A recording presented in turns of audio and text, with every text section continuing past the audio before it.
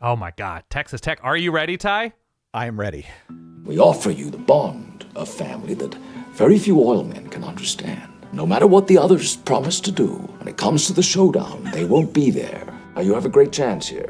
But bear in mind, you can lose it all if you're not careful. I can guarantee to start drilling and to put up the cash to back my word. How long is this sound? That's it. That's it? That was Okay. 4 different sounds, and I know what you're thinking. Pretty rich of the guy who roots for Oregon with the most notable and notorious benefactor to make fun of Texas Tech and Goatee Campbell for spending all this money in the portal. And to that, I say, yeah, you're probably right. I don't know. It's all funny to me. Pretty rich. This guy over here. We did promise sounds from There Will Be Blood.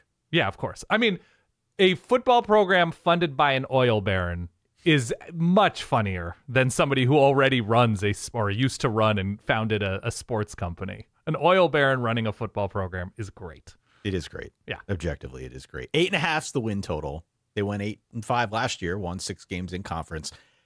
As I said, this is the most hype I can ever remember there being on Texas Tech. Mm-hmm. And that's for a couple reasons, not the least of which is what they did in the portal. 21 transfers, 24/7 ranked it as the second best transfer class in the nation. They spent this offseason. They continue to spend trying to build this thing up. So it's exciting. It's certainly exciting what they did here in advance of this season, but I'm going to reiterate what I said on the last show. The real benefit's going to come down the line. And this could just be the start of what's to come for Texas Tech. So I think if you're a Tech fan, this is really exciting where this program has gone. Sure. The portal strategy in and of itself, though, feels very Willie Fritzy to me. And I know we didn't talk about this yet, not in great detail because we haven't talked about Houston. We'll do that next episode. Yeah. This is a great transfer class, and I think a lot of people are going to look at it, and they won't recognize the names of most of these guys. And that's Are you not okay. up to date on Stanford's 2024 front seven? I could talk about David Bailey till I'm blue in the face. But I know, I'm but saying, did you know who David Bailey was last November? No. Did anybody? No. Right. Yeah. No, I'm going to be honest. No. Yeah. But this is a class that had a lot of experience starting elsewhere, and it was definitely targeted to make things better along the lines, to give them depth, Sure. to replace what they lost in a guy like Taj Brooks, the running back. This is the all Costco transfer class, quality in bulk. Quality in bulk. That's what Texas Tech did. So Not I a sponsor, like what they could did. be. Not a sponsor. Absolutely could be a sponsor. Yeah. I got a lot of Costco thoughts. Continue. The defense is what I am watching most, Dan.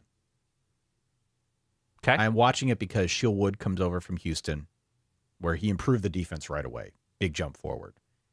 This was the 92nd best defense in the country last year per the SP Plus.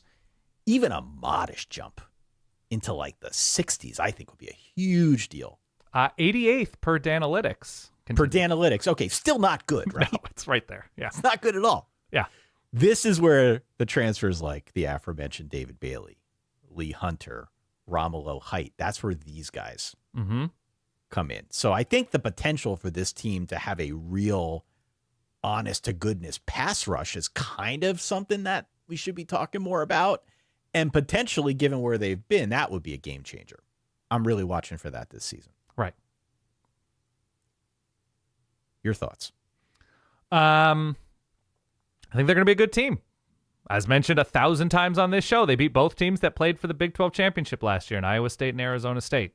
There's a ton of experience in that backfield. Quentin Joyner experience at USC, Behren Morton experience at Texas Tech. I think he's fine. I think there are times he's very good. I think there are times where he disappears, especially against the better teams on Texas Tech's schedule.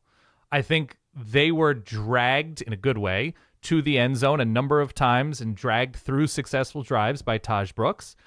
I think Quentin Joyner is good. Is he a put the full team on his shoulders good like Taj Brooks seemed to be the last couple of years? TBD. All right. I like the receivers. I think there's potential at receiver. We'll see. I mean, they seem to have addressed the offensive line successfully. It's Howard Sampson is the new left tackle that came over from North Carolina, who was very good for the Heels last year. You're right about the defense being probably more important because there's just enough there on offense that they're going to score points. And the defense has taken steps forward, but was pretty atrocious in certain elements last year. So if the defense is functional, if they stop big plays, if the secondary is successfully addressed when we see all how these transfers do, they absolutely could win the conference. But the issue with me with Texas Tech is there are so many pieces that need to come together on both sides of the ball. That's it, man. That's it. There's a lot, right? There's a lot here that it all has to click in order for this to go off. Totally. And again, I'll turn the camera back on myself. Oregon is a team who has gone after a number of transfers at all sorts of positions and has counted on them. I think their overall talent level is higher than Texas Tech in terms of what was already on the roster, so it can work. Texas Tech can bring in quality in bulk and win this conference. To me, the question remains, one, is Texas Tech a place that people can win and finish ranked? Hasn't happened in 16 years. Is Joey McGuire the coach to do it every week without giving up? Did they have a game where they gave up like 60 points to Baylor last year? Right? That they don't have that random stupid week or 3 stupid weeks. The defense seems to be fixed. I saw the story, and again, I don't care how much teams spend.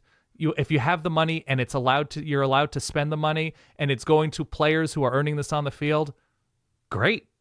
It seems like that's something everybody wants, right? That the players want it, that the people paying want it. Texas Tech fan is going to be upset that they're doing everything they can to win. So that's great.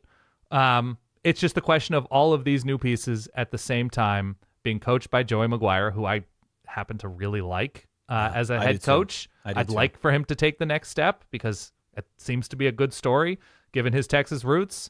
It's just the number of questions. It's more of a quantity of question thing than quality of the transfers coming in or anything like that. And so for that reason, I'm out. No, for that reason, I'm just not fully there yet. I'm going to need to see what this Texas Tech experiment looks like as it's come together before feeling all of the tingles.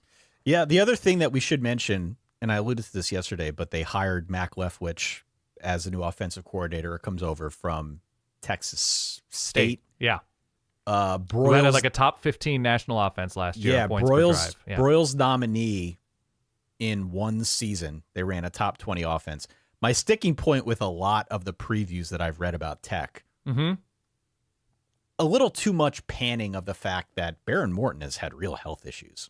Right. He's sort of just been okay a little for fragile. 3 seasons. A little fragile. Last year was better, don't get me wrong. Off-season shoulder surgery, new coordinator. I think it's realistic that he'll put up better numbers this season. I think that's the best supporting cast he's had, and he does have a lot of experience. But Dan, this is where I tell you something else. Okay. If this is going to work, yes, we need a little bit of that Morton seasoned salt, Dan. That's not bad. That's not bad. Not a sponsor could be. We need and it a could little be for bit. him. We need a little bit of that Morton seasoned salt to really elevate the flavor profile of this offense and go next level. I was thinking maybe we need some Morton saltiness. Like we need a little bit more aggression from him, a little more He's juice. a veteran. He's a veteran. He's seasoned. Yeah.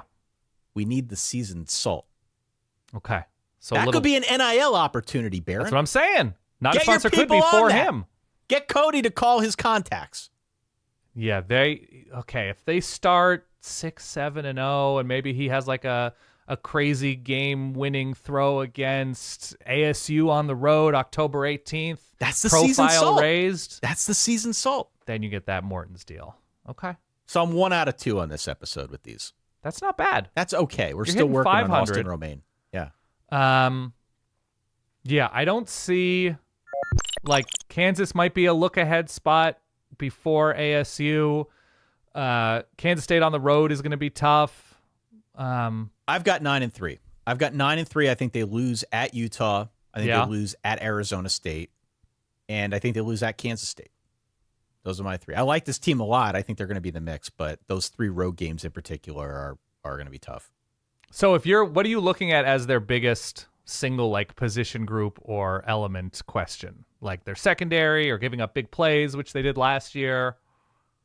Oh, I think they got to get a pass rush. When they addressed it, obviously they spent on a defensive line. They spent on it. They knew it was a concern. I want to see if it actually materializes, because some of us are old enough to remember a team like a Florida State last year, which supposedly built up the best defensive line in college football, and they went missing. So just because they say it and just because everybody is excited about it doesn't mean it's actually going to happen. I got to see this before I'm willing to believe it. In terms of like what their schedule looks like against what you and I think a lot of people perceive their weakness or weaknesses to be, given where the defense was last year, new defensive coordinator, new personnel, everything like that, but still needs to be corrected. They don't play a lot of like sure thing downfield threat passing offenses on this schedule. They don't. It's Oregon State and Utah and Houston, and Kansas is starting over at receiver, I believe. ASU, yes, dangerous. Oklahoma State, probably not. Kansas State, big questions. BYU, big questions. UCF, big questions. West Virginia, big questions. So it's quite like there's no Baylor on this schedule, right? So, and which, by the way, sidebar, no butt game? No butt game. No butt game. Okay. No. That's